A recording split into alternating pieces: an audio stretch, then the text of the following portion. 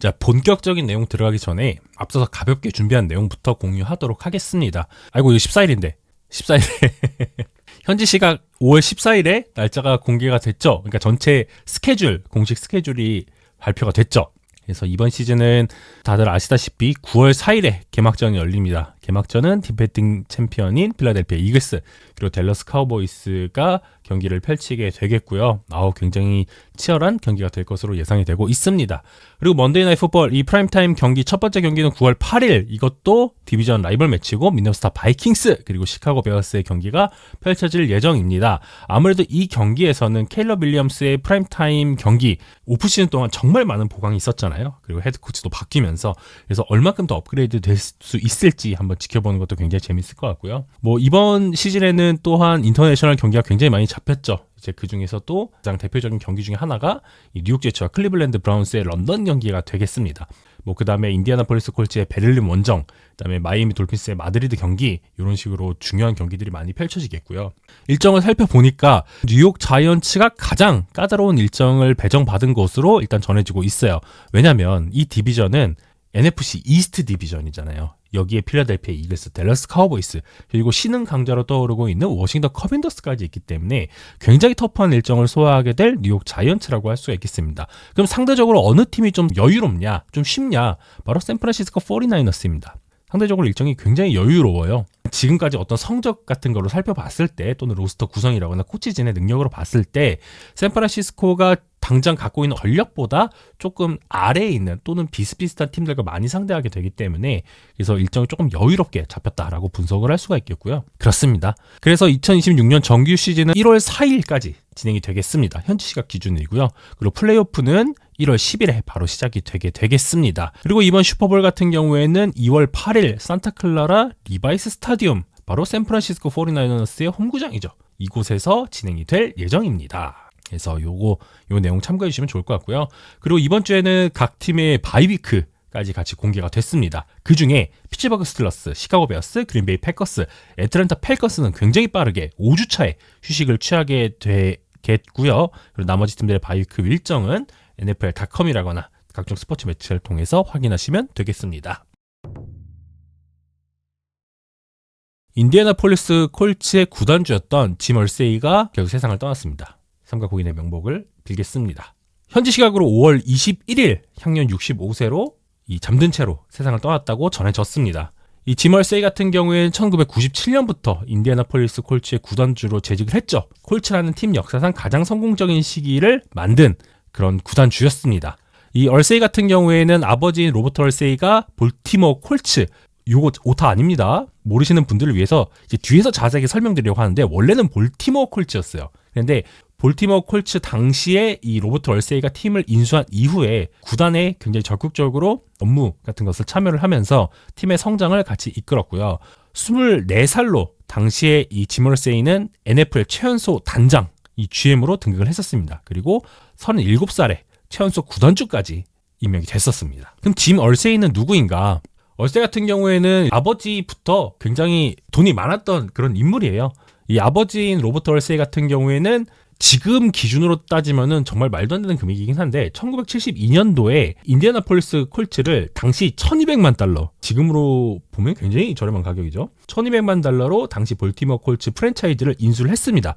원래 로버트 얼세이 같은 경우에는 냉난방 장비 시공업으로 성공한 그런 사업가 출신이었고요. 짐 얼세이는 이 아버지를 따라서 굉장히 이미 돈을 많이 갖고 있는 그런 사람이었다고 해요. 얼세이 같은 경우는 앞에서 말씀드린 것처럼 1984년부터 콜츠의 단장 역할을 맡으면서 굉장히 오랫동안 이 콜츠의 프랜차이즈 역사를 함께한 인물이라고 할 수가 있겠습니다. 이 얼세이 같은 경우는 원래 대학교에서 방송 저널리즘 쪽을 전공을 했던 인물이에요. 그리고 풋볼팀에서 라인베커로 활약도 했었는데 발목 부상을 당했대요. 그러면서 결국에는 선수 생활을 마감을 했는데 대신에 그럼에도 불구하고 골프도 많이 치고 권투도 하고 웨이트 트레이닝도 많이 하면서 굉장히 건강한 그런 모습을 보여줬다고 합니다. 이 아버지가 콜츠를 인수한 다음부터는 팀 주변에서 계속 머물러 있었어요. 경기 중에 볼보이를 하기도 했고요. 티켓 사무소에서 행정직, 전화 받고 커스터머와 연결하는 그런 역할도 같이 했었다고 합니다. 1982년대 프런트 오피스에 투입이 되기 시작했어요. 그리고 나서 1983년도에 인사팀에 배치가 됐는데 이때부터는 뭐 스카우팅을 한다거나 아니면 직접 필름 분석을 하고 나서 선수들에 대해서 평가를 하는 작업, 그리고 그 밖에 다양한 행정 업무를 보면서 이 콜츠의 어떤 구단주가 되기 위한 작업을 굉장히 일찍부터 시작을 했어요. 그러다가 1995년도에 이 아버지 로버트 헐세이가 뇌졸중이 발현이 된 다음부터는 본격적으로 이 전체적인 팀 운영을 담당을 하게 됩니다. 그리고 나서 1997년 아버지가 사망하신 이후에 구단주 자리에 오르게 됐는데, 사실 이때 아버지가 운영권을 갖고 있던 회사를 자기가 물려받는 게 당연하지 않느냐라고 생각하실 수도 있는데, 당시에 계모랑 구단 소유권을 가지고 굉장히 치열한 법정 다툼을 했었대요. 근데 결국에는 거기서 승리를 하고 이렇게 당당하게 최연소 구단주로 올라서게 됐다고 합니다. 그래서 뭐 구단주로서 어떤 업적을 세웠냐, 최근에 NFL을 보신 분들에게 인디애나폴리스 콜츠는 사실 그렇게 강팀인 이미지가 없죠. 그럼에도 불구하고 인디애나폴리스 콜츠는 굉장한 업적을 세웠던 팀인 것은 확실합니다. 얼세이의 리더십 아래서 인디애나폴리스 콜츠는 2007년에 슈퍼볼에서 우승을 했죠. 이게 인디애나폴리스로 연고지를 이전한 다음에 첫 번째로 챔피언이 된 그런 케이스라고 할 수가 있는데, 이 슈퍼볼 41회, 이거 굉장히 기념비적인 우승이라고 하시는데, 당시 페이튼 매닝과 함께 슈퍼볼 롬바르디 트로피를 들어 올렸죠. 당시 이 슈퍼볼 같은 경우에는 시카고 베어스랑 붙었었어요. 그리고 이 슈퍼볼 같은 경우에는 저는 당시 라이브로 봤던 게 아직도 좀 생생하게 기억이 나는데, 당시 프린스가 하프타임 쇼를 딱 비가 엄청나게 내릴 때 라이브로 진행을 했거든요. 근데 그 슈퍼볼 하프타임 쇼가 아직까지도 역사상 최고의 하프타임 쇼다라는 평가를 받을 정도로 팬들 사이에서 굉장히 오랫동안 회자가 되고 있습니다. 그리고 당시 슈퍼볼 같은 경우에는 역사상 처음으로 이 아프리칸 아메리칸 감독들의 맞대결이었고요. 토니 던지 그리고 러비 스미스, 족적을 많이 남긴 코치들의 맞대결도 굉장히 인상적이었습니다. 추가적으로 이 슈퍼볼 같은 경우에는 당시에 인디애나폴리스 콜츠에 누가 있었냐? 레지 웨인, 마빈 해리슨 카디널스의 마빈 해리슨 주니어의 아빠 맞습니다. 그 마빈 해리슨이랑 제프 세러데이, 수비에는 드와이트 프리니, 로버트 매티스, 이런 진짜 지금까지도 회자되고 있는 엄청난 선수들이 있었고요. 페이튼 매닝과 함께. 그리고 시카고 베어스는 정말 단단한 디펜스, 브라이언 울라커, 랜스 브릭스, 다니엘 매닝, 찰스 틸먼, 이런 선수들이 있었습니다. 당시 맞대결에서는 말씀드린 것처럼 인디애나폴리스 콜츠가 우승을 차지했고요. 페이튼 매닝이 당시에 슈퍼볼 MVP까지 들어 올렸습니다. 그 밖에 인디애나폴리스 콜츠는 1999년부터 2014년까지 황금기를 누렸었는데, 이 시간 동안 플레이오프를 무려 14회나 진출을 했어요. 그리고 10회나 디비전 우승을 차지를 했고요. 그중에 2번 AFC 챔피언십 우승을 하면서 슈퍼볼에 진출했고, 그중에 한 번은 슈퍼볼까지 들어 올렸습니다. 얼세이 같은 경우에는 페이튼 매닝과 같은 선수들, 그런 레전드 선수들과 유대감도 굉장히 깊었고요. 인디애나폴리스 지역사회와 굉장히 활발한 교류를 했고, 어떤 자선 활동이라거나 아니면 정신건강 인식 캠페인 같은 것에 굉장히 앞장섰던 인물이라고 합니다.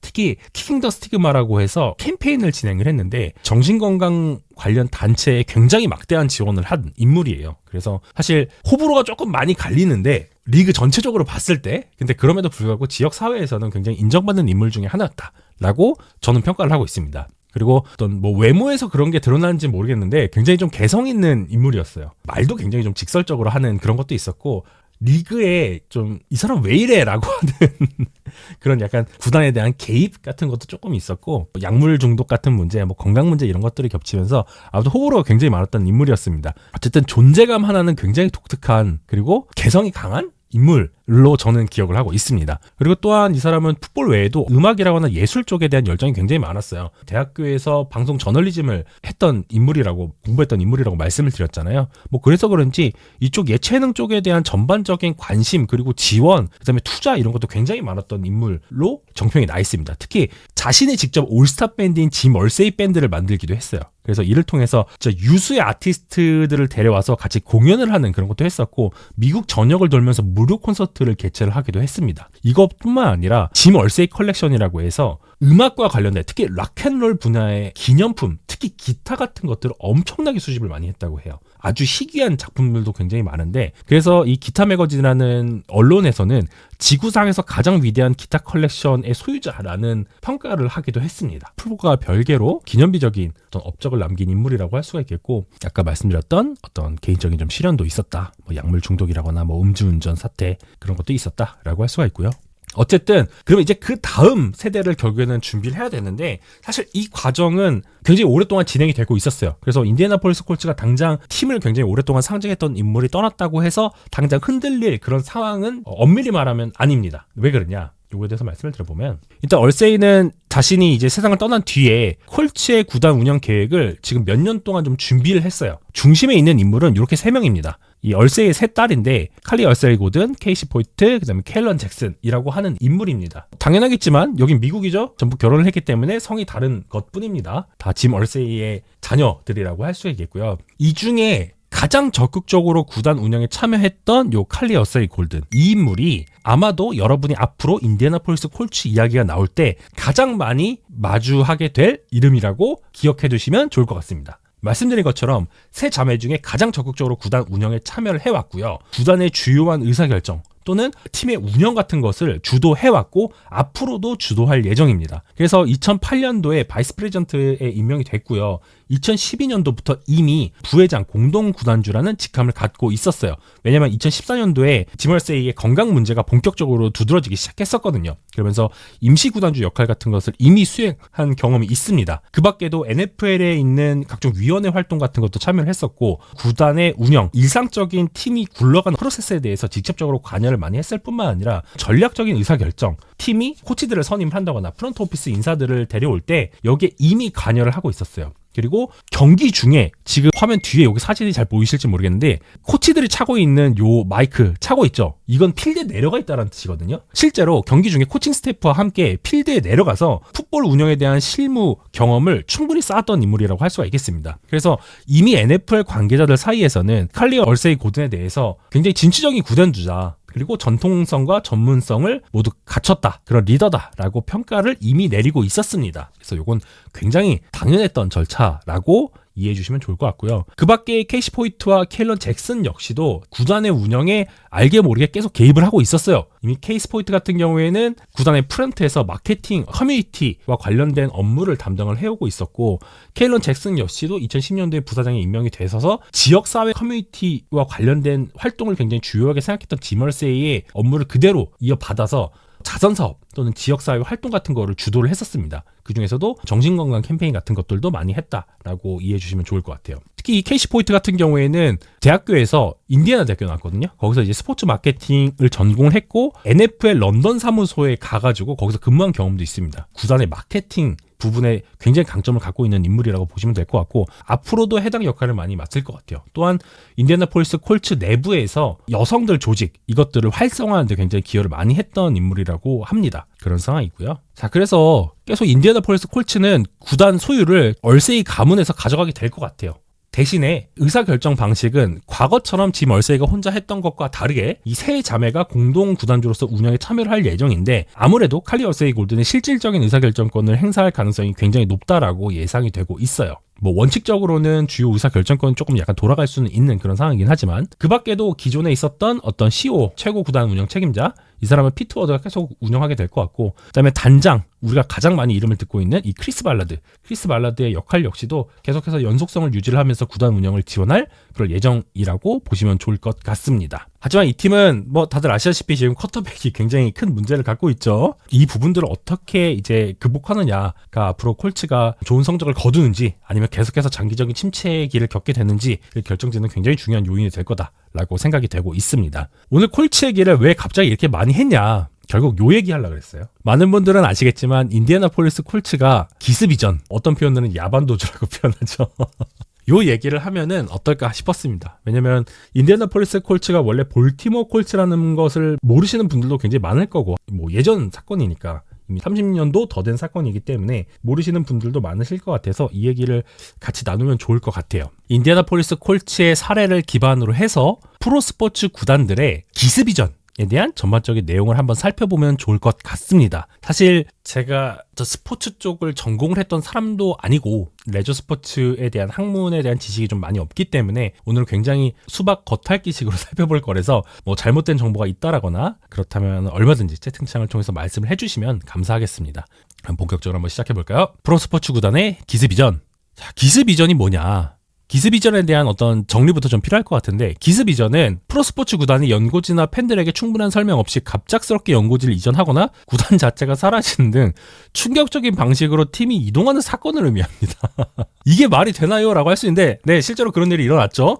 콜츠뿐만 아니라 굉장히 다양한 스포츠 리그에서 이런 현상이 비일비재까지는 아니지만 그래도 꽤 일어나고 있습니다. 이런 사건이 일어나게 되면 연고지를 기반으로 응원하는 팬들 또는 이 팀과 수익 구조가 얽혀있는 그런 지역사회 같은 경우에는 굉장히 큰 상처가 남죠. 그리고 이런 스토리 라인들이 엮여서 팀들 간에 굉장히 강한 라이벌리가 생기기도 하고 스포츠 역사에서 굉장히 오랫동안 회자가 되기도 합니다. 그래서 일단 제가 어떤 사례가 있었나 한번 찾아봤거든요. 일단 농구 NBA에서도 굉장히 여러 차례 기습 이전 사태가 있었다고 해요. 제가 사실 NFL 말고 다른 스포츠 리그는 잘 몰라서 일단 찾아봤습니다. 2008년도에 슈퍼소니스가 오클라호마 시티로 연고지 이전을 하면서 오클라호마 시티 썬더로 재탄생을 했다고 합니다. 구단주가 당시에 경기장 신축 협상 결렬을 이유로 팀을 급작스럽게 이전시켰다고 하고요. 이것은 시애틀에 있는 농구 팬들에게 굉장히 큰 충격을 안겨줬다고 해요. 그리고 NBA 역사상 가장 악명이 높은 야반도주로 꼽힌다고 하는데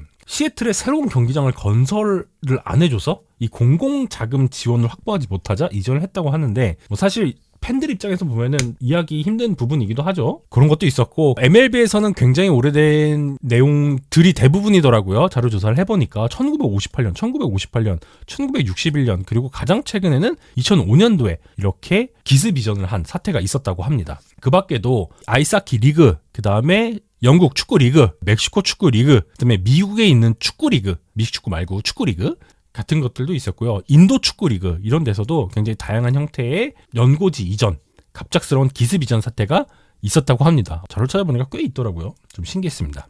그 밖에도 국내에서도 이런 기습 이전 사태가 있었다고 해요. KT 소닉붐이라는 팀이 있었는데 부산에서 수원으로 갑자기 연고지 이전을 했다고 합니다. KT 소닉붐이라는 팀이 18년 동안 부산에 연고지를 두고 있었다고 하더라고요. 그랬는데 부산 팬들과 시민들에게 공식적인 설명이나 사전 고지가 없는 상태에서 몇 차례 실무진 미팅만 부산시와 진행을 한 다음에 갑자기 이전을 결정을 하게 됐대요. 그리고 최종 이별 통보도 문자 메시지 하나 이렇게 전달을 했다고 하면서 부산시 그 지역 그리고 팬들에게 굉장히 큰 어떤 배신감을 안겨준 그런 사태가 있었다고 합니다. 대부분은 재정난, 시장 확대 등의 경제적인 요인, 특히 신축 경기장에 대한 협상이 결렬되면서 이런 사건들이 굉장히 많이 일어난다고 하고요. 그리고 구단주의 굉장히 독단적인 선택 같은 것도 원인이 돼서 이런 사태가 만들어진다고 합니다. 이런 과정을 통해서 팬들은 굉장히 배신감을 많이 느끼죠. 그리고 지역사회는 프로스포츠라는 굉장히 막대한 경제 프랜차이즈를 놓치게 되기 때문에 이런 상실감이 극심하게 나타나는 경우가 많고 일부 사례에서는 법정 분쟁까지 가는 경우도 굉장히 많다고 합니다. 그리고 팬들의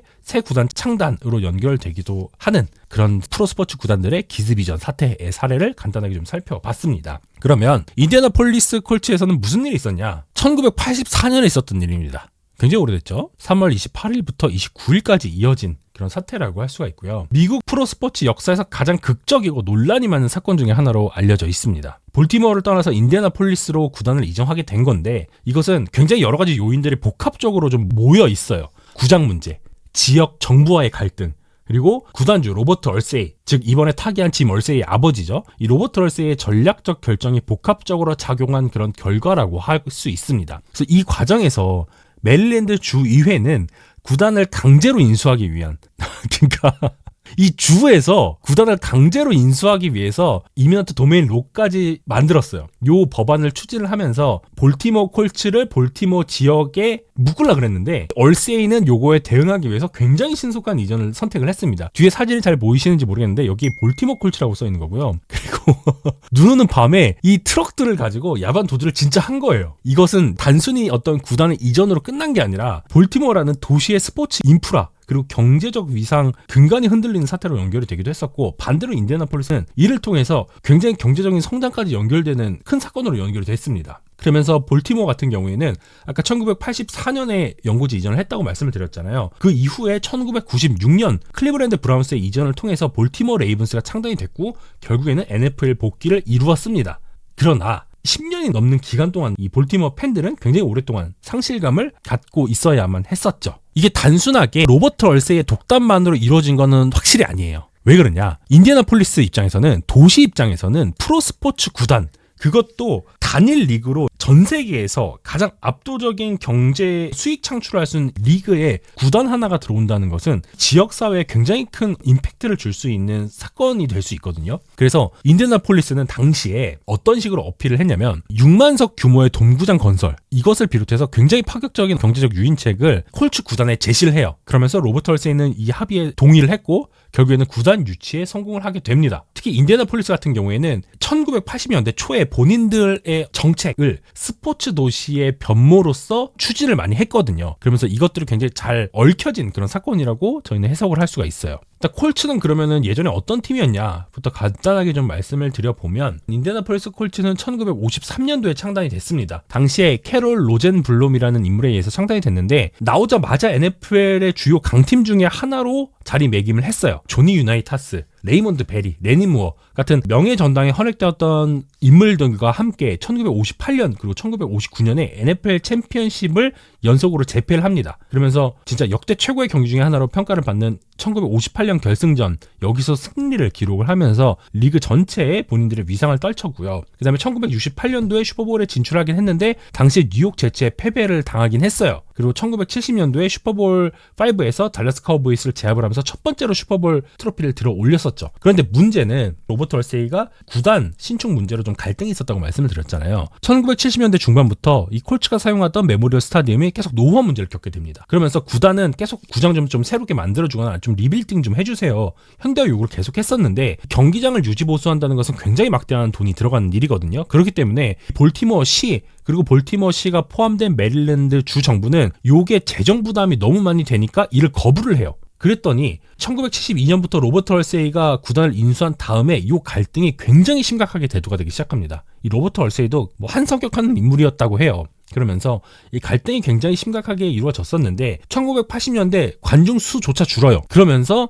수익성이 악화가 되자 이 갈등이 진짜 터지기 직전까지 갑니다. 그 상황에서 얼세이는 비공식적으로 인디애나폴리스 쪽과 협상을 시작을 하게 됩니다. 사실 인디애나폴리스 말고도 다른 팀들과의 조인도 있었다라는 이야기가 있어요. 그러면서 비공개 협상을 시작을 했는데 당시에 인디애나폴리스가 굉장히 파격적인 제안을 많이 하게 되죠. 그 중에 하나가 앞에서 말씀드렸던 것처럼 구장 건설, 이런 것이 있었습니다. 인디애나폴리스는 80년대 초에 스포츠 도시로서의 변신을 추진했어요. 그러면 스포츠 도시가 되려면 가장 필요한 게 올림픽 개최 같은 것도 있겠죠. 또 월드컵 개최 이런 것도 있을 텐데, 사실 그것보다는 계속 지속적으로 수익을 책임져 줄 수 있는 프로스포츠 구단이 들어오는 게 제일 좋겠죠. 근데 기왕 프로스포츠 구단이 들어올 거면 당시에 승승장구하고 있었던 NFL에 있는 팀을 가져오는 게 제일 좋다라는 판단을 한 거죠. 그러면서 RCA 돔, 그러니까 지금 루카스 오일 스타디움으로 이름이 바뀐 이 전신, 이 RCA 돔 건설을 포함을 해서 굉장히 대규모 인프라 투자를 우리가 하겠다라고 이야기를 합니다. 그러면서 구단 유치를 위해서 연간 2,500만 달러의 수익을 보장해준다. 와,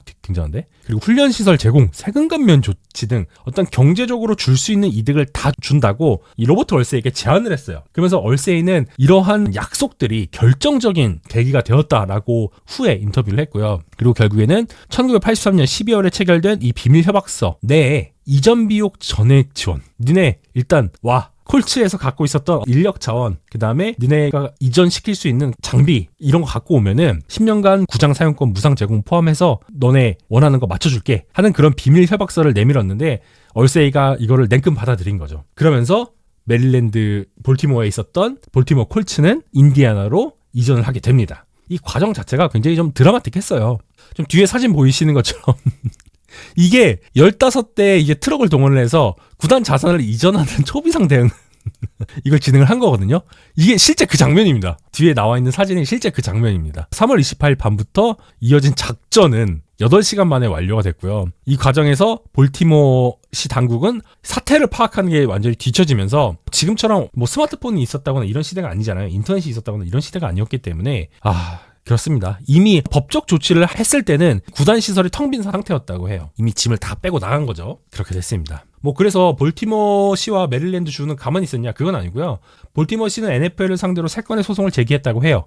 그리고 1986년에 양측은 모두 소송을 취하하기로 합의를 했어요. 그럼 뭐 합의한 조건이 있을 거잖아요. 합의 조건에는 인디애나폴리스 콜츠의 볼티모어 레이븐스 창단 지지, 그러니까 앞으로 볼티모어에서 NFL 팀 만들 때 너는 무조건 지지해줘야 돼. 왜냐면 팀을 만들 때는 남아있는 구단들의 합의가 반드시 필요하거든요. 규칙상. 그래서 이것에 대한 지지를 니는 무조건 해줘야 된다. 이 부분을 합의에 포함시켰고 또한 향후 10년간의 상호 불간섭 조항이 포함되어 있었다고 합니다. 그러면서 이 합의는 이후에 이 클리블랜드 브라운스의 볼티모어 이전 때 좀 선례화된 그런 케이스가 되겠고요.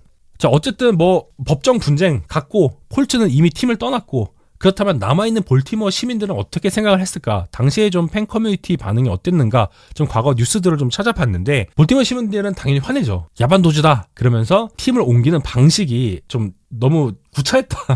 그리고 문자 표현 그대로 진짜 야반도주잖아요. 밤에 8시간 만에 모든 짐을 다 뺐다는 거잖아요. 그렇기 때문에 진짜 강한 배신감을 표출했다고 합니다. 그랬고 원래 그리고 이 볼티모어 콜츠 마칭 밴드라는 게 이 팀의 상징 중에 하나였거든요. 지금 요 제 장표 이제 뒤에 있는 화면에 있는 마칭 밴드가 있는데 이 마칭 밴드 같은 경우에는 볼티모어에 일단 팀이 없어졌잖아요. 근데 그런 상황에도 볼티모어 콜츠 마칭 밴드를 해체를 안 했대요. 그러면서 12년 동안 독자적으로 활동을 이어나가면서 NFL 팀이 없는 그런 상황에서도 각종 퍼레이드라거나 지역 행사 그리고 다른 NFL 팀의 하프타임 공연까지 가서 연주를 하면서 볼티모어 내에 지금 콜츠는 사라졌지만 우리가 사랑하는 과거 콜츠 팀 이 미식축구 문화는 지켜야겠다라는 것을 굉장히 강하게 어필을 하면서 이 마칭 밴드를 유지했다고 합니다. 그리고 이 밴드는 1996년도에 볼티모어 레이븐스가 창단될 때까지 지역사회의 미식축구 정체성을 이어간 그런 대표적인 행동주의 사례로 평가를 현재 받고 있고요. 당시 인터뷰를 찾아보니까 밴드 리더인 존 지어만이라는 인물은 우리는 팀을 잃었지만 결코 연주를 멈추지 않았다. 그게 우리의 사명이니까 라는 굉장히 멋진 멘트를 남기도 했습니다. 그리고 1999년에 레이븐스가 창단이 됐다고 말씀드렸죠. 그러면서 이 밴드 이름은 결국에는 마칭 레이븐스라는 이름으로 바뀌었고 새로운 레이븐스 구단의 공식 밴드로서 현재까지도 활동을 이어나가고 있는 그런 상황입니다. 아, 굉장히 멋있어요. 따봉 하나 드리겠습니다. 자, 그렇고 그러면 인디애나폴리스 콜츠는 어땠냐? 인디애나폴리스 콜츠는 당연히 좋죠. 인디애나폴리스는 콜츠가 온 다음에 진짜 지역 사회 그리고 앞에서 말씀드린 것처럼 시가 행정적으로도 콜츠에 대한 막대한 지원을 하기 시작했습니다. 그러면서 시즌 티켓 예약이 14만 건을 넘기면서 진짜 압도적인 지지를 받았고 새로운 팀이 창단됐을 때 겪는 가장 큰 문제 중에 하나가 바로 팀이 굉장히 어지럽다는 뜻이죠. 그리고 성적이 잘 안 나오는 문제가 있었는데 1987년도에 AFC 동부지구, 당시에는 AFC 동부지구였습니다. 여기에서 디비전 타이틀을 차지하면서 이 어려움을 초반부터 굉장히 빠르게 극복을 했습니다. 자, 그랬고요. 단순히 인디애나폴리스라는 도시는 이 콜츠를 데려와서 도시에 있는 팀 하나로 쓴 게 아니에요. 완전히 도시 브랜딩을 하는 데 있어서 이 콜츠라는 팀의 브랜드를 적극적으로 활용을 하기 시작했습니다. 그래서 RCA 돔, 지금 현재 이 루카스 오일 스타디움에서는 다들 아시다시피 NFL 스카우팅 컴바인이 87년부터 개최가 되고 있습니다. 그래서 스카우팅 컴바인을 할 때는 항상 같은 풍경이 보이죠. 그 이유가 바로 이것 때문입니다. NFL 스카우팅 컴바인이 반드시 콜츠가 연고지로 두고 있는 인디애나폴리스에 가서 진행을 하기 때문에 저희가 매년 스카우팅 컴바인을 할 때 콜츠 경기장의 모습을 볼 수 있는 것이고요. 그리고 2012년도 슈퍼볼 46을 바로 이 경기장에서 개최를 하게 됐습니다. 그래서 콜츠가 오면서 인디애나폴리스는 연간 경제 효과가 5억 달러 이상으로 추산이 되고 있다라고 전해주고 있고요. 그리고 페이튼 매닝이라는 진짜 역대급 쿼터백을 지명을 한 이후에 페이튼 매닝과 함께 2000년대, 지금은 잘 모르시겠지만 콜츠가 정말 압도적인 그런 시기가 있었거든요. 2000년대 전성기는 어떤 도시의 전국적 인지도 상승에 직접 기여를 하게 되었습니다. 그리고 나서 2007년도 슈퍼볼 41에서 우승을 하면서 진짜 인디애나폴리스 콜츠가 리그를 대표하는 팀 중에 하나로 떠오르는 아주 결정적인 그런 사건이 만들어졌었죠. 아, 이 경기 너무 재밌었어요. 하프타임 쇼도 멋있었고. 자, 그런 상황이었고요. 말씀드린 것처럼 결국 지금 현재는 로버트 얼세이가 떠난 뒤에 그다음에 짐 얼세이까지 타계를 한 그런 상황이죠. 그러면서 얼세이의 딸들 3명이 경영권을 승계한 상황입니다. 그래서 팀 재건에 주력을 하고 있어요. 지금 3명의 딸, 칼릴, 케이시, 그다음에 케일런 셋 다 굉장히 오랫동안 이 구단의 운영에 참여를 하면서 콜츠의 재건에 노력을 하고 있는데 사실 지난 시즌 성적도 매우 안타까웠죠. 8승 9패. 특히 지금 현재 AFC 사우스 디비전 같은 경우에는 휴스턴 텍산즈라는 팀이 굉장히 강자로 이제 떠오르기 시작하면서 조금 더 디비전 타이틀을 차지하기 어려운 상황이 계속 연출이 되고 있는데 그럼에도 불구하고 뛰어난 단장인 크리스 발라드와 함께 팀을 만들기 위해서 굉장히 노력을 많이 하고 있고 팀 재건을 위한 도전은 현재까지도 진행이 되고 있는 상황이라고 할 수가 있겠습니다. 볼티모어는 팀을 잃었죠. 콜츠라는 팀을 잃었죠. 그러면서 스포츠 도시로서의 정체성을 잃어버리는 거 아니냐. 진짜 12년 동안 NFL 구단 없이 시간이 지났기 때문에 분명히 위기를 겪었어요. 그러나 볼티모어 레이븐스라는 팀이 1996년에 창단이 됐죠. 그래서 레이븐스는 2번의 슈퍼볼 우승을 이뤄냈습니다. 2001년도 그리고 2013년도 우승을 하면서 명예를 회복했다라고 할 수가 있고요. 반면 인디애나는 NBA, 인디애나 페이서스와 함께 미들 아메리카의 스포츠 허브로서 자리매김을 했습니다. 그러니까 시간이 지나고 나서 보니까 볼티모어도 레이븐스라는 굉장히 지금까지도 강한 팀이 만들어졌고, 그리고 인디애나폴리스 같은 경우에는 미들 아메리카 스포츠 허브로 자리매김을 하면서 어떻게 보면 지금은 좀 윈윈인 그런 상황이 되었죠. 그런 상황이라고 할 수가 있겠고, 이를 통해서 인디애나폴리스 같은 경우에는 인구도 정말 많이 유입이 됐고 관광산업의 성장이 이루어졌습니다. 그래서 이를 통해서 어떤 부분들을 우리가 알 수 있는가, 그냥 이것은 그냥 제가 생각을 해본 부분인데, 두 도시 모두 결국에는 공공자금이 굉장히 막대하게 들어갔어요. 그러면서 이게 스타디움 건설로 연결됐고, 이 스타디움이 만들어진다는 것은 굉장히 많은 인원들이 한 자리에 모일 수 있다는 뜻이고, 단순히 NFL이라는 경기뿐만 아니라 그 밖에도 굉장히 다양한 이벤트가 만들어질 수 있는, 사람들이 게더링할 수 있는 공간들이 만들어진 거잖아요. 여기서 파생되는 경제적인 효과도 굉장히 많고, 결국에는 이것을 통해서 두 도시가 모두 성장하는데 뭐 조금이라도 이제 기여를 할 수가 있었습니다. 그리고 인디애나폴리스 같은 경우에는 구장 운영 수익의 30%를 지역 인프라 개선에 재투자하는 독특한 제도를 도입을 해서 이제 같이 상생하는 그런 모델을 추구를 했는데, 굉장히 좋은 다른 지역이라거나 스포츠 리그라거나 도시들이 참고를 하기 굉장히 좋은 모델이 됐다라고 저는 판단이 되고 있습니다. 결국 이 사건은 볼티모어 콜츠의 야반도주, 기습 이전 사태는 최종적으로 좀 정리를 해보자면, 프로스포츠의 상업화 그리고 도시 간의 경쟁이 빚은 굉장히 복합적인 사건이다. 물론 볼티모어 지역 분들에게는 굉장히 안타까운 사건이죠. 자, 그럼에도 불구하고 로버트 얼세이의 독단에 의해서만 이루어진 것은 분명히 아니다. 인디애나폴리스라는 도시의 적극적인 구애와 실질적인 투자가 분명히 있었고, 레이븐스와 메릴랜드 주의 지지부진한 판단 그리고 대처도 있었기 때문에 이런 것들이 복합적으로 작용한 사건이다로 보는 게 좋을 것 같아요. 그래서 1800년대 당시 미국의 전체적인 좀 분위기도 살펴보면 도시의 재개발 정책도 있었고, 스포츠 산업의 육성 그리고 요것의 확장,